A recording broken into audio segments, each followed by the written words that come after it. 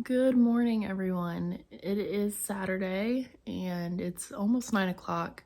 Lennon will be down at any point now to eat breakfast, so I'm just squeezing in my couple of minutes that I have to kind of give you the rundown between last reading vlog with Frankenstein and this reading vlog, which is Yellowface by R.F. Kuang.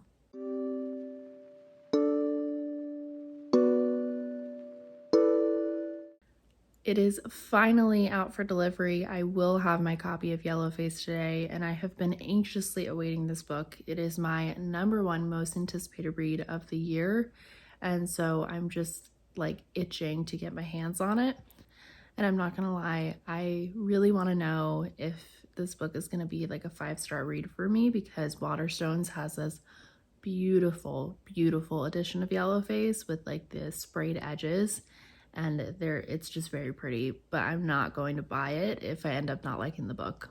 Anyways, since I last updated you guys, we had the flu in the house. Luckily Josh and I were fine, but Lennon definitely was struggling for a while, and so a lot of it was just getting through the flu in our house and trying to survive that storm, which I marked safe, thank God. I've continued to read At Midnight by Dahlia Adler. I'm like 212 pages in, and I'm gonna be honest, I'm really struggling to get through it, which sucks because I was having a really good time with it in the Frankenstein vlog, and when I had first started, it was a lot of 4 and 5-star reads, and I was having a really good time. And then I hit Sharp as Any Thorn by Rory Power, which I gave 5 stars. It was the darkest story by far in the collection, and it was really jarring, and one that you just kind of got stuck on, and you're just thinking about it. Like, it was really dark. And immediately after is a story called like Coyote and High Top Sneakers, and it's very like immature. It feels very middle school. It's very goofy, but like it's giving Disney Channel. And it was just such a stark contrast between Rory Power's story and then this one, and it was really jarring, and I could not get through it. I ended up DNFing that story, and from then on it just has been really hard to get through them. It's getting worse, but the stories that I'm the most interested in are at the end, so I think I'm just gonna have to push through it. Oh, Hansel and Gretel too. I do love Hansel and Gretel, so I have it on audiobook. I think that I'm going to just listen to this on audiobook for the rest of this story. That's At Midnight, and I'm a little bummed about it, but the goal is to start reading Yellowface today, so I won't update you again until I have my copy.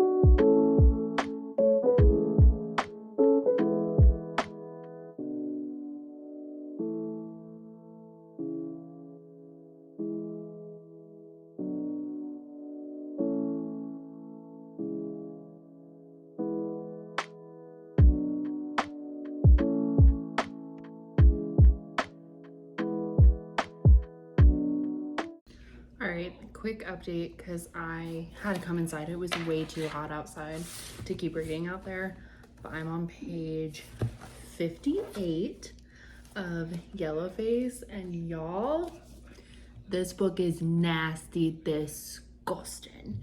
It is nasty. It is stinky. It is vile. It is gross. I don't know how else to describe this book other than that's nasty. That's nasty. This book is about a woman named June who is a white woman, and she is more like not necessarily friends with this other woman named Athena. She's more like acquaintances and with this woman, and Athena is Asian American, and June likes to pretend that all of Athena's success really has come off of the fact that she is a woman of color and that she's like ambiguous. June says she's ambiguously queer. So June like believes that the only reason that she herself is not successful and that Athena is so successful is because Athena is a woman of color and June is a white bitch. Athena dies like in a freak accident when the story begins, and that's not a spoiler, it's literally in the whole synopsis of this book. So Athena dies in this like freak accident, and because of where June is when all of this is going down, June has the ability to take Athena's last manuscript that she had just finished working on, and obviously because Athena is dead, that work is never going to see the light of day. And June knows this, and she decides to take Athena's work, and not beating around the bush, she just decides that she's going to take Athena's work and call it her own. She takes Athena's entire story, she fills in the gaps where there are some, and then just emails her agent and says, hey, here's my new manuscript. She tries to justify it a lot so far as to why she did it, how it's not bad, how it's not racist, how there's nothing wrong, you know, with what she did. Like, she doesn't really want people knowing about it. And, you know, she just knows that if, you know, if she were to get caught, it would just be such a detriment on Athena's legacy. And so it's just, we should just keep it how it is. And just, she is honoring Athena and blah, blah, blah. But no, she straight up just took this work and is getting her coin from it. And that's where we are in the story. And I know that's what this entire book is about. It's about June ripping off of Athena's work and the way that the publishing industry and the world and everyone around her reacts to June writing this, you know, riveting, harrowing, emotional book about Chinese laborers. I think it's in World War I. Yeah, during World War I. So you take a book that Athena had written as a woman of color about the Chinese laborers in World War I, which means something completely different than when June decides to take over this work and add in her own little things. And it's what's so nasty about it is that June will sit here and be like, you know, I don't really understand these characters' names. They all have the same last name. These people have the same first name. I don't, what is this, incest? Like, I'm changing it and changing names if they don't make sense to her, if she can't pronounce them. This book is insane, and we're only 50 pages in. I cannot wrap my head around it. Like, it is clever. It is just cheeky. It is nasty. That is like the best word to describe this book so far. So I want to keep reading, but we're going to be going over to hang out with some family for the night. We're going to eat dinner over there and just kind of chill. It's a nice like summer night to vibe out together. So I don't know how much of this I'm going to be able to read today, but it is everything I thought it would be and more. And like, I don't want to put it down. So Miss Rebecca knows. Miss Rebecca knows. Good morning, everyone. It is pretty late, honestly. I don't know what time it is, but it's like 11 something, I want to say. It's like 11:15 right now on Sunday. We had a really fun night last night hanging out with family. We like went in the pool a little bit. The girls got to play and it was good. But I got lucky this morning and I actually am getting a couple of hours to myself. Like, the house is empty, which does not happen. but Josh is having like some work party and he took Lennon with him because his coworkers have been wanting to see her. So it's like at a park and everything too. It's perfect. But in a couple of hours, I actually have a family, like a graduation party that I have to go to that the two of them can't make it to because it'll be Lennon's nap time. So she would be asleep while the party is going on. There's just no way we can make it work where she would be able to come. So it'll be me, but I have to get ready for that pretty shortly, honestly. So I'm not going to get a lot of reading time in. I have my copy of Yellowface here. Like I said, I'm like 58 pages in and I'm gonna read for a little bit and then I'm gonna have to get ready for this party. I've got my coffee, I've got my annotation tools. Let's read. This book, y'all, I swear. So they're talking about publishing like Athena's work, right? But in this, like, June is pretending it's her work even though it's Athena's. And they're talking about like how they're gonna market the book and talking about how, you know, it isn't an own voices story, right? Because, you know, June is white, and so they want to make sure that June comes across as like worldly. Like, for example, June says, "I'm white, I clarify. Are you saying we'll get in trouble because I wrote this story and I'm white?" And then she says, "I immediately regret phrasing it like that and being too blunt, too defensive." And then they say, "Of course not," Emily says finally. "Of course anyone should be able to tell any kind of story. We're just thinking about how to position you so that readers trust the work." And June is getting all defensive about it, which is insane because she didn't write the story. But, you know, how many times can you repeat that? Like, you didn't even write the work and you're getting defensive over it. Like, bye. They start talking about, like, how they're trying to position June. Oh, and this part really got me. So I'm going to read it. "And they suggest I publish under the name Juniper Song instead of June Hayward. Quote, your debut didn't reach quite the same market we're hoping for, and it's better to have a clean start. And Juniper is so unique. What kind of name is that? It sounds native almost.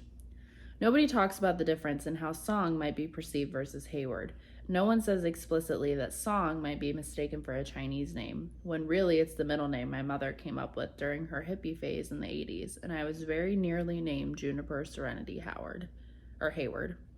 And it's just like, I wonder how many times this has actually happened in the publishing industry, though.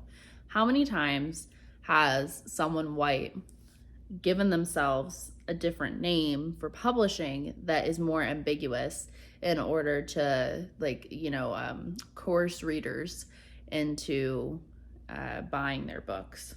Ugh. It just, like, it gets under your skin. And then, hold on. Listen to this, because I just read this line, like, right here. "Emily helps me pitch an article about authorial identities and pen names to Electric Lit, where I explained that I had chosen to rebrand myself as Juniper Song to honor my background and my mother's influence in my life." So, like, that's crazy to me that they're just rebranding and they have to pitch an idea. It's not even authentic, obviously. Like, this whole book is based on being inauthentic. But it's just crazy that she has to rebrand herself and, like, pitch an article about, like, why it's okay to be rebranded Juniper Song when she goes by June Hayward. And it's just like, oh my God. "I never lied. That's important. I never pretended to be Chinese or made up life experiences that I didn't have. It's not fraud, what we're doing.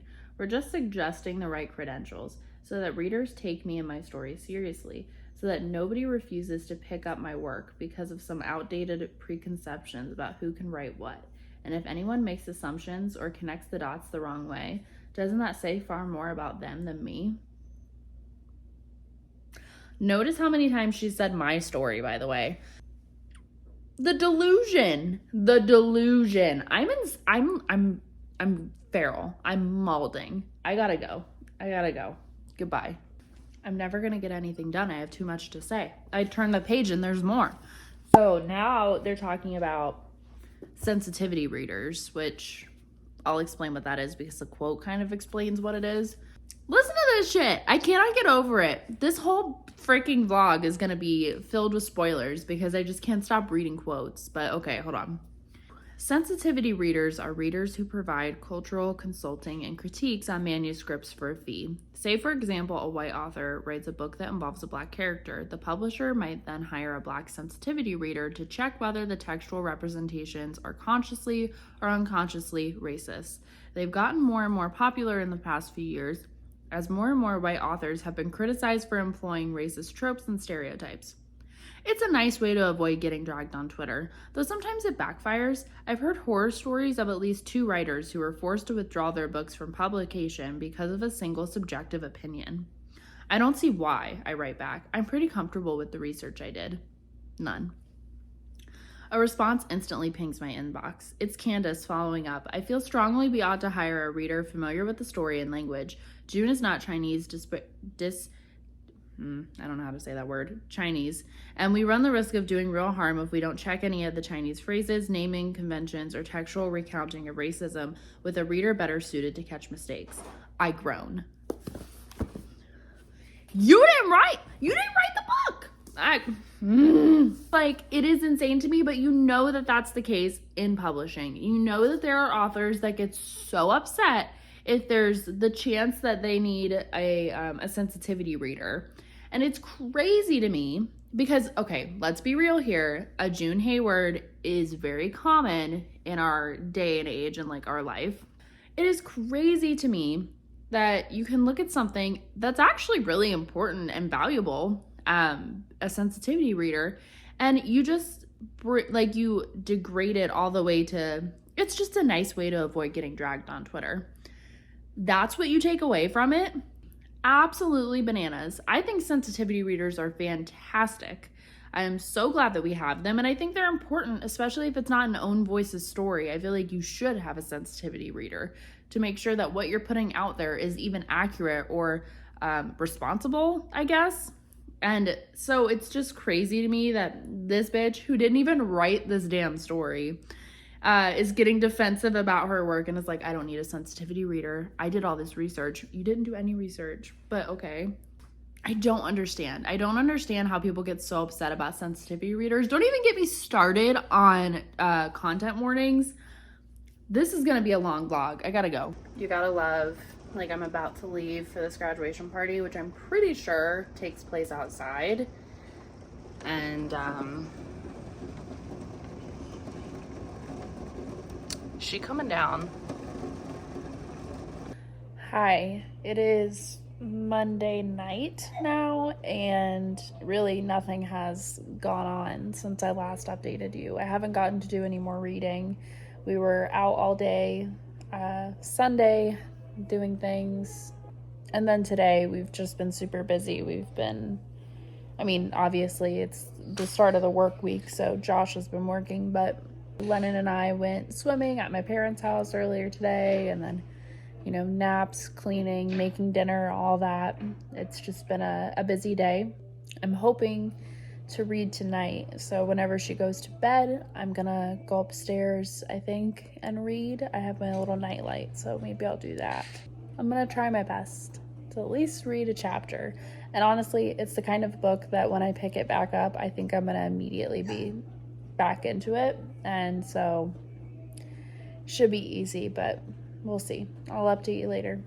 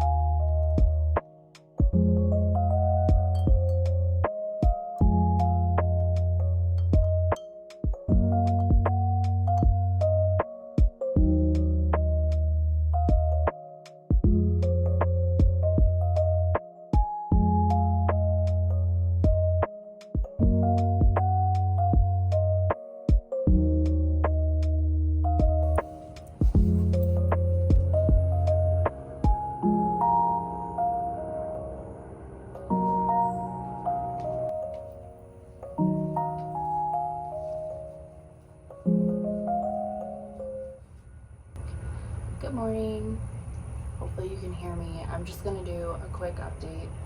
I got to page 155 last night of Yellowface, and I have a lot of thoughts.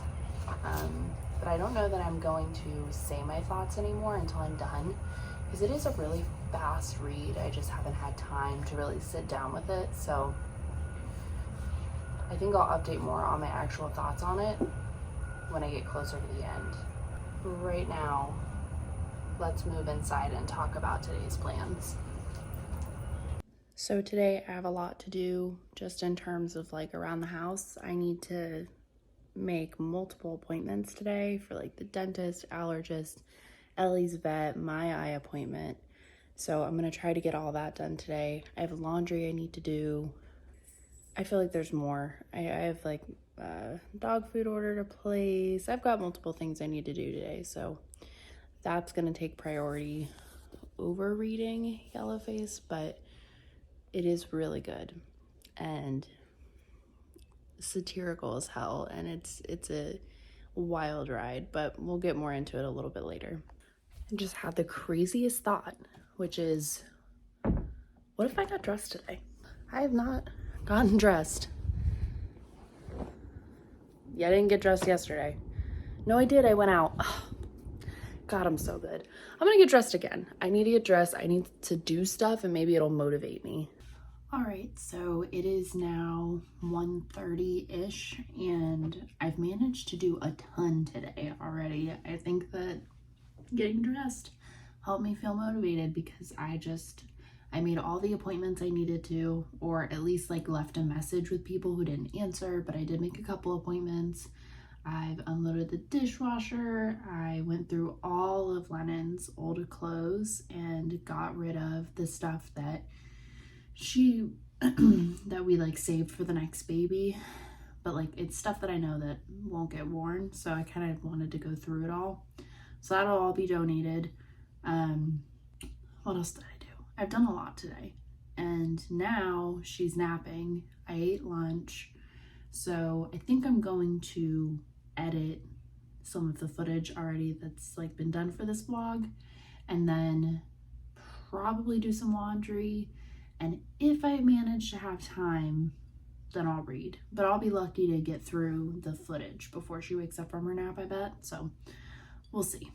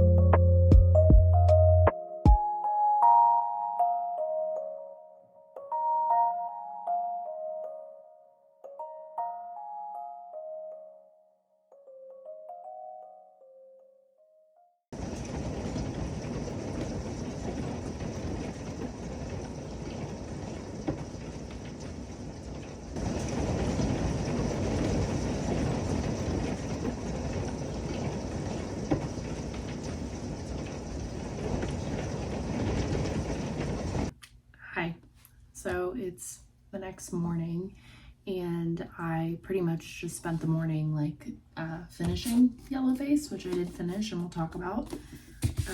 But then I was cleaning up and stuff. I'm still like wiping the crust out of my eyes, but I'm at my editing desk because after I wrap this up, I'm gonna edit and upload the video. But I wanted to give my thoughts on Yellowface because I finished it this morning, and good Lord.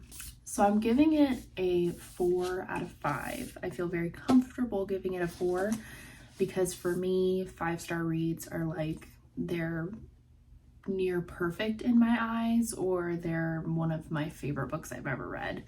So it's not necessarily one of those. So 4 feels good because it's really good and I would recommend it. It is a very fast read. R.F. Kuang has said that she wants it to be one of those books that you can kind of read in one sitting. And whereas with Babel, it was very much a slow, methodical read where you really should take your time and absorb it. She said that Yellowface is meant to kind of just be devoured all at once. And obviously I didn't do that, but it is very fast paced. It's very fast moving. So I feel like if you are the type of person that could do that, this is the book for you. And this book is so complex. There are so many questions asked, and I'm not going to pretend to know the answers to those questions. R.F. Kuang is very intelligent, and the arguments that she puts within the story are so compelling and just like captivating. I spent a lot of last night and then this morning reading interviews with the author and listening to her thoughts on Yellowface. And you know, the story isn't as much about race and about like race within the industry as much as it seems to really be about the internet in general. And I guess being an author in this space and everything online feels so important. Twitter is really the main culprit, I would say, within this book. And you know, it's crazy. There was an interview that said, or a review that said that Yellowface feels a lot like Succession. And I wholeheartedly agree with that. If you've seen the TV show Succession, one of my favorite shows I've ever watched, this feels a lot like Succession in the sense that there are no good characters. There are no purely morally good people in the story. Everyone is shitty, Athena included. We know that June is, right? Just as a concept of what June is doing with Athena's work makes her a shitty person, or at least someone who does a shitty thing. Athena's shitty too. Everybody's shitty in the story. And yeah, there's no redeemable character, which I found really interesting because yeah, that's a lot like Succession, and I actually haven't really read that in a novel. And so I think I like it. It's so interesting to listen to June try to justify her actions as to why it's okay that she stole Athena's work, and, you know, likes to bring up, well, Athena was, you know, a bitch. So listen to this story about Athena. Now it makes sense, right? Now it's okay that I did this. But we never really get to that point where we completely and utterly feel for June. We never get there. And there's a point where you start to really feel for Athena and you feel bad for Athena and what's happening to her. But then you start to learn things about Athena and you're like, do I feel bad for Athena? And then it's just like a downward spiral. And this book has a lot to say about just cancel culture, hot takes on the internet, how the publishing industry reacts to said hot takes on the internet. I really implore you, if you are going to read Yellowface, to look up interviews that R.F. Kuang has done. Sorry, we got a thunderstorm going. But to look up interviews that R.F. Kuang has done, specifically the one with Elle Magazine was the one that I read most recently. And she really dives into, you know, a lot of the big questions that she asks in this book, including who has the right to tell certain stories, right? Can people of color only tell stories of people of color? Can white people only tell stories of white people? When is it crossing the line? How are you paying respect to the topics that you're discussing? There's so much that it goes into, and I found it really fascinating. Little thunderstorm ASMR for you. I did find this interesting. So I guess now we'll get into spoiler territory because I'll start to go through some quotes and stuff really quick. So if you don't want to be spoiled, because I do recommend that you read it, you should go ahead and stop here. Like I said, I gave it a 4 out of 5 stars and I thought it was really well done. Ellie is whining because it's thundering. Don't worry about it. It's fine. I found this quote really interesting where Athena starts to talk about her getting canceled online and how people were hating her, and she just couldn't stop looking at the negative reviews of The Last Front. And she said, "It's like pressing a bleeding sore repeatedly, trying to see how far you can go with your tolerance for pain, because if you know the limits of it, you gain some sense of control over it." And I found that so interesting because this is something that June does a lot. She tends to punish herself by looking at the 1-star reviews, by reading the DMs that are telling her to jump off a cliff or that they're going to kill her. She gets some sort of sick thrill out of any publicity. It doesn't have to be good. And it happens constantly. You know, I used to enjoy thunderstorms, and then I had a baby, and now thunderstorms are only good when she's awake, because if she's asleep, I'm terrified it's gonna wake her up, and that's currently where we're at. So thrilling. Okay.